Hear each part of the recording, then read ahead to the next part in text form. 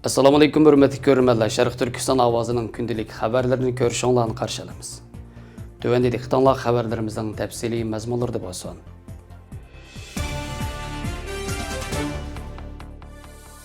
Erkin Asya Radiosu xəbərdə Xitay Yer şari vaxt gezisining 5 yanvar kuni xabar qilishicha, atalmış Şinjan Uyğur Avtonom rayonidagi millatlarning folkloridagi milliy madaniyat san'atini o'ziga olgan 15 xil turning Xitoyda qo'g'dilgan shaklsiz madaniyat turi kirganligi e'lon qilingan. Xitoyda nuqtali qo'g'dilish imtiyoziga erishganligi e'lon qilingan bu 15 xil shaklsiz madaniyat turi haqidagi xabarlarda qozoqlarning qiz quvar, shirdoq tikish, kigiz uy yasash, rus va tatarlarning yerni tepib o'ynaydigan usuldan o'zlashtirilgan cho'chak, oltoy, qo'lji qatorliq Sharq Turkistonning shimoliy tarafida Atloshki degan nom bilan yerlik, tatar, uyg'ur va qozoqlarning ommaviy so'rovlarda umumlashgan usul turi alohida tilga olingan.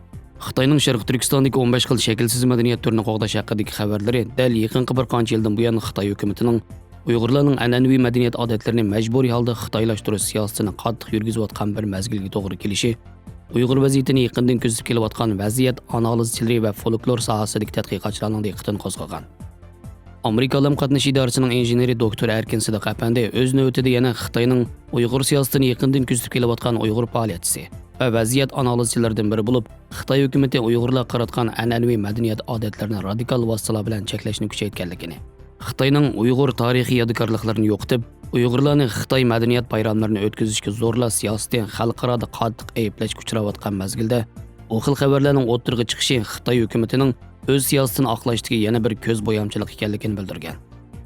Amerikadagi Uyg'ur faoliyatchilaridan ilgari Şinjan universitetida folklor fanlari tadqiqoti bilan shug'ullangan Mehroy Mamtili Erkin Asya Radiosuning ziyoratini qabul qilganda 1949-yildan buyon Uyg'ur milliy madaniyatini cheklab kelayotgan Xitoy hukumatining 2017-yildan keyingi siyosatida Uyg'ur milliy kimligi va Uyg'ur madaniyat engini yo'qotishni asosiy nishon qilganligini, bo'libmi 2017-yildan keyin Uyg'ur tarixi va urf-odati tadqiqotchilarini nishonliq tutqun qilganligini, Xitoy doiralarining Uyg'ur tarixiy yodgorliklarini, mozorlarni majburiy yo'qotish, islom dinining muqaddas joyi bo'lgan Uyg'ur binokorlik uslubida selingan masjidlarni cheqib yo'qotish, Uyg'urlarning milliy uslubdagi ayvon saroy ho'yla aramlaridagi naqsh belgilarni majburiy oldirib o'tish, Uyg'ur uylaridagi naqshliq uyuq, supalarni cheqib, tomdagi gelam zadavollarni majburiy oldirib o'tish, atalmış Cunha Madaniyat Birligi nomida Uyg'urlarning Xitoy madaniyat bayramlarini o'tkazish, Xitoycha kiyinib, Xitoycha naqsh etish, usulini o'ynash, Xitoycha yashashga zo'rlashdagi vositalarni qo'llanib kelganligini bildirib, Xitoy hukumatining bu xil siyosiy tadbirlarini xalqaroning ayblashiga qaramay majburiy yurgizib kelishining sababi haqida to'xtalib,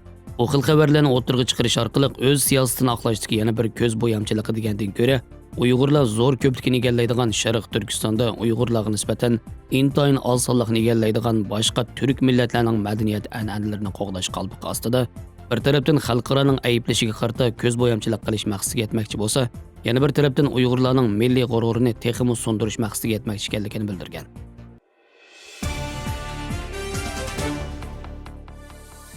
Xitoy Kommunist partiyasining tajovuzchiligi g'arb davlatlarini tahdid qildirmoqda.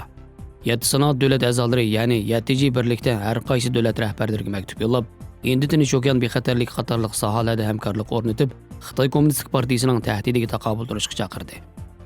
Bu 7 davlat guruhi a'zolarining tunji qatim davlat halqagan holda birlashib, Xitoy hukumatiga taqobil turish chaqiriqi.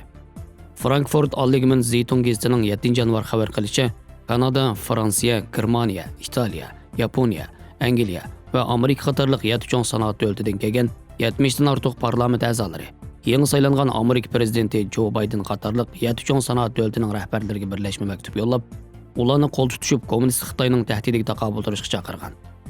Mazkur maktubni yozgan Germaniya parlamenti tashqi ishlar komitetining raisi Norbert Röttgen, Xitoy Kommunist partiyasi xalqaro qonunning foydali yerlaridan foydalanib, shundaqla endi tinish okean rayonidagi tajovuzchilik harakatlari, Ikkinchi dunyo urushidan keyin qurilgan xalqaro tartibga eng chong raqobat deb kelayotganligini bildirib, Xitoy Kommunist partiyasining Xitoy virus yuqumining dastlabki harakati, kishilik huquqi daxli taruz qilganligi, xalqaro tashkilotlarni suiiste'mol qilganligi va Hind Tinch okean rayonidagi dushmanligidan qaraganda Xitoyning tahdidining bu davrdagi eng chong diplomatik xiris ekanligini, Amerika va boshqa demokratik ittifoqdoshlarga o'xshash tahdid kuchirganligi, shunga 7 chong sanoat yo'lida ittifoqlashib Xitoyga birlikda taqobil turish kerakligini ta'kidlagan. Bu parlament a'zolari maktub xatida yana 7 chong sanoat davlatini xalqaro tashkilotlarni isloh qilish, fan texnik o'lchimi, kishilik huquq, Hind Tinch okean rayonining rayon bexatarligi va yuqumga qarshi turish qatorliq sohalarda tashabbuskorlik bilan Xitoy Kompartiyasiga zarba berib taqobil turishga chaqirgan.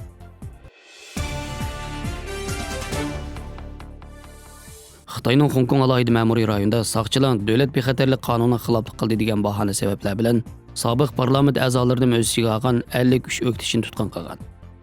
Hong Kong matbuotlaridagi xabarlarga asoslanganda bu tutqun qilishning sababi o'qituvchilar tarafidan 2020 yil sentabr oyida o'tkazilgan qonun kengashi saylomiga tayyorlik qilish uchun tashkillangan dastlabki saylam ekan. O'qituvchilarning qonun kengashi saylomiga qatnashadigan nomzodlarni belgilash uchun 2020 yil 11-iyuldan 12-iyulgacha o'tkazilgan dastlabki saylamni hukumatning tasdiqisiz o'tkazganligi ilgari surilgan. O'qituvchi guruhlar tarafidan o'z tashabbusi bilan o'tkazilgan bu saylamga qatnashuvchi ichida sobiq parlament a'zolarini o'z ichiga olgan 53 kishi atalmish hukumatni ag'darishga urinish jinoyati bilan ayblanib tutqun qilingan. Yana bir tarafdan soqchilar sotning buyrug'i bilan davlat bexatarligiga doir hujjatlarni ag'darish uchun o'qitish taratqulardan olmi kundalik gazeta va turaqli xabarlarning ishxonalariga besib kirgan. Hong Kong bexatarlik ishlar kotibi John Lee qonun kengashida qilgan so'zida tutqun qilish harakatining Hong Kong hukumatining qonuniy majburiyatiga aralashish va hukumatni ag'darishga urinish jinoyatiga qartilganligini aytgan.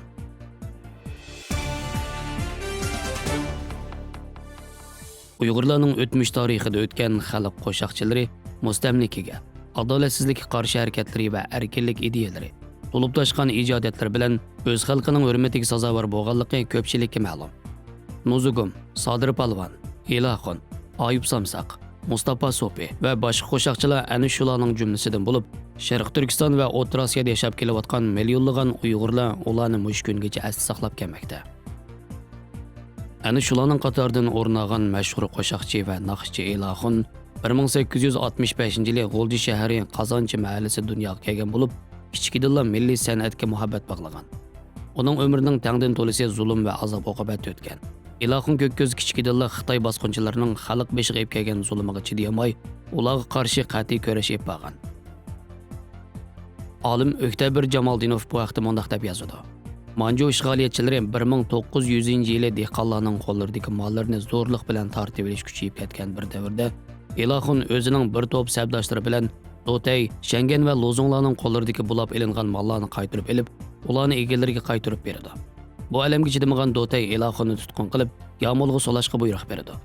Adolatsizlik chidamagan Ilaxon ko'kko'z bir necha qatim Yomullarga solangan bo'lsa-mu, dushman oldida hargiz tiz bikmagan.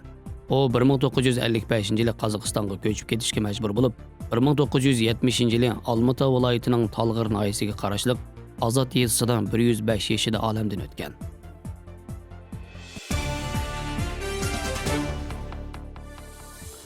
Xabarlarimizni yoqtirib ko'rganingizga rahmat. Ko'rishguncha omon bo'linglar. Xayr xo'sh, Allohga omonat.